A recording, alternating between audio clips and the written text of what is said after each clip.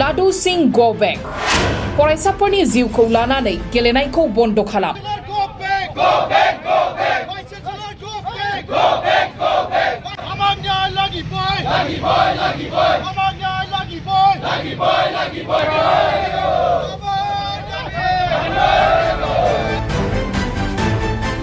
बायदि स्लोगानजों दिनै फिन गोमखांदों उदालगुरि सोहोरा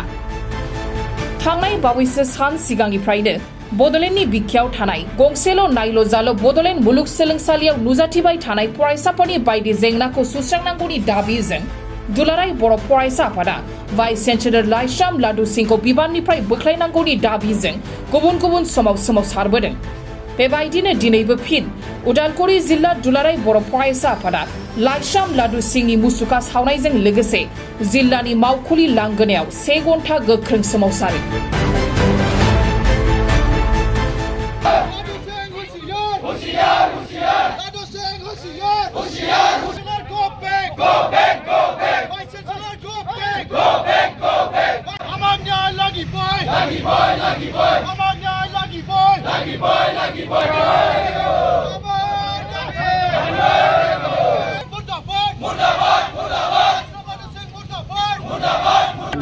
नंगौ दिनै आरो फिन खनसेबाव बडलेण्ड इउनिभार्सिटिनि भाइस चेन्सेलर जाय सासे एकेबारे कराप्टेड सासे भाइस चेन्सेलर लाइस्राम लाडु सिंह बिथांनि एगेन्स्टआव जों आरोबाव दिनै माने बिथांमोननि मुसुखा सावनाय जों हाबाफारि आरो फिन खनसे लाबावनो गोनां जादों खारन आरो बेजों लोगोसे तदारक कमिटि जि मोनसे दाना होनाय जादोंमोन बिथांमोन मिहिर कान्ति चौधुरी बिथांनि दैदेननायाव आरो लोगोसेनो बिथांमोनजों दङमोन additional chief secretary government of Assam Tezpur इउनिभार्सिटिनि फाइनेन्स अफिसार लोगोसे माने आइटिआइ गुवाहाटीनि सासे प्रफेसर सिभिल इन्जिनियारिं डिपार्टमेन्टनि बिथांमोना तदन्त कमिटि माने तदन्त खालामनो थाखाय बिथांखौ कमिटि मोनसे दाना होनाय जादोंमोन। दा जों नुबाय माने बिथांमोननि जिथु खामानि मावनाय तदन्त कमिटिनि जि मोनसे खामानि मावनाय बियो कमप्लिटलि माने लाइस्राम लाडु सिंहनि फेभाराव थानानै बिथांमोना खामानि मावदों आरो बिथांमोननि माने अननायावनो मिहिर कान्ति चौधुरी जाय सेक्रेटारियेट एडभाइजार गभर्नर अफ आसामनि बिथांनि माने अननायावनो दिनैसिमहालागै माने लाइस्राम लाडु सिंह बिथाङा दिनैसिम माने एक्सपेल जायाखै बा बिथांखौ बडलेण्ड इउनिभार्सिटिनि भाइस चेन्सेलरनिफ्राय बोखारनाय जायाखै। दा बेखौ जोङो मोनथिनो मोन्दों आरो बेखौनो लानानै जोङो दिनै आरोबाव गोख्रोङै माने गभर्नमेन्ट अफ आसाम लोगोसे गभर्नर अफ आसामखौ जोङो माने हुखायना होदोंमोन जे माने जेरैखि जाया माने जिहेतु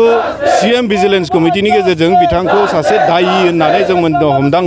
मोनबाय। दा बिनि उनाव आरोबाव तदन्त कमिटि मोनसे दाना होबावनायाबो बेबो माने बिराद गिदिर मोनसे माने जोंनि गोसोआव कुइसन मोनसे फैयो। मोनसे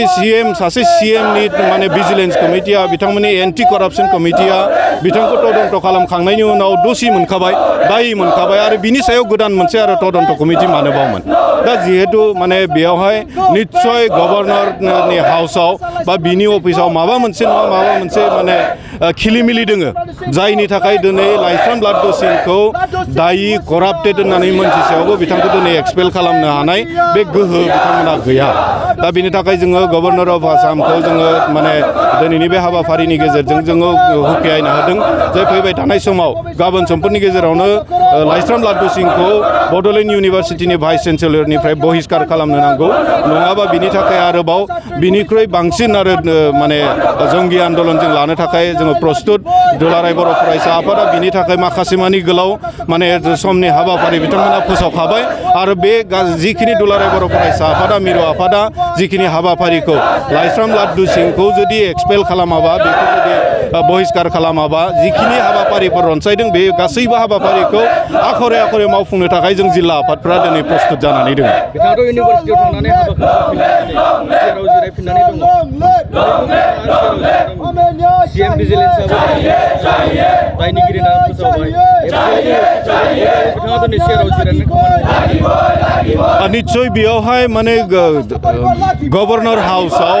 अफिसावहाय निश्चय बेयाव माबा मोनसे नङा माबा मोनसे माने खिलिमिलि बा मा होनगोन एन'मेलिस निश्चय दोङो जायनि थाखाय माने लाइस्राम लाद्दु सिंखौ दिनै माने एक्सपेल खालामनो बा बहिष्कार खालामनो बिथांमोना साहस खालामनो हायाखै दा बिनिखायनो दिनै आरो जों मिथिनो मोन्दों बे मिहिर कान्ति चौधुरीनि दैदेननायावनो बिथांनि आशीर्बादावनो दिनै माने लाइस्राम लाद्दु सिंहा दिनैसिमहालागि बड'लेण्ड इउनिभारसिटिनि भाइस चेन्सेलरनि चेयाराव जिरायनो मोनबाय थादों दा बेनिखायनो जों मिहिर कान्ति चौधुरी बिथांखौबो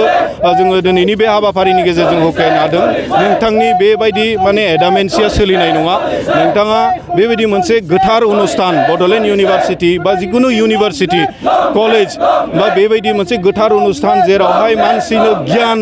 राननाय जायो गियान होनाय जायो बेबायदि मोनसे गोथार मोनसे अनुस्थानखौ थानाव सासे बेबायदि कराप्टेड माने भाइस चेन्सेलरा जुदि जिरायनानै थायोबा बै इउनिभारसिटिफोरनि बै कलेजफोरनि स्टुडेन्टफ्रा मा गियान सोलोंगोन बेबायदि सासे कराप्टेड माने भाइस चेन्सेलरा मा गियान होगोन दा गतिके बियो जोंनि ओनसोलाव कमप्लिटलि मोनसे माने गाज्रि मोनसे बाताबरन गाज्रि मोनसे आबहावा रानगासिनो जे माने करापसन खालामबाबो आं दाख्लैबो बुंदों जे करापसन खालामबाबो सासे भाइस चेन्सेलरखौ रावबो होखारनो हाया बे मोनसे मेसेजखौसो जोंनि इयुन फिरिनो दा रानगासिनो दोङो दा बिनि थाखाय जोङो दुलाराय बर' फरायसा आफादा मालाबाबो बेखौ हयज' खालामनो हाया जे जोंनि इयुन फिरिनो जोंनि नेक्स्ट जेनेरेसन आपकामिं जेनेरेसननो बेबायदि माने भुवा मोनसे गाज्रि मोनसे मेसेजखौ जों पास खालामनायखौ मालाबाबो लुगैया आरो जोंनि इयुन जोलैया साबसिननिख्रुइ हामसिन आरो बयनिख्रुइ निस्थार मोनसे माने गोसो लानानै खामानि मावबोनो थाखाय आवगायनायनि मोनसे परिबेसखौ जोंनि इयुन जोलैफोरनो जों होनो थाखाय खामानि मावबाय थादों आरो बे परिबेसखौ जोङो बानायनानैसो गारगोन दा दिनै बड'लेण्ड इउनिभारसिटियाव बेबायदि मोनसे माने गाज्रि मोनसे माने मा होनगोन आबहावा बेबायदि माने शेयार खालामनायखौ जों मालाबाबो माने मानिनानै लानो हाया